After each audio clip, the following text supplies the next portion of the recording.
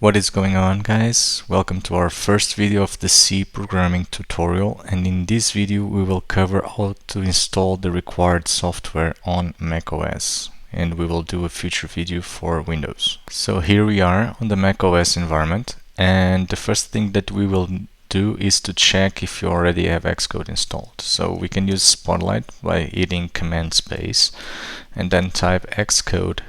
And if, like me, you see it on the first entry, that means that you already have it installed. If you see it says that it's on my applications folder, so it means I already have it. So if you're having the same situation, then you're all set. You're ready to start coding in C. If not, you will need to download it from the App Store.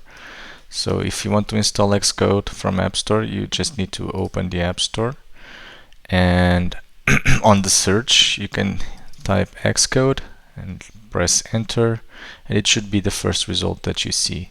Okay, so you can open this page, and you'll, different than mine, you'll have a button saying download. You click that and it will download it, install it for you, and after that, the first time you open Xcode, it will download some necessary files. It will take some minutes, and just let it download until the end and you're all set. Okay, that's that for macOS. It's pretty straightforward. And if you don't want to use Xcode, feel free to use any other IDE or text editor that you want to use, and that will serve the purpose. That's okay.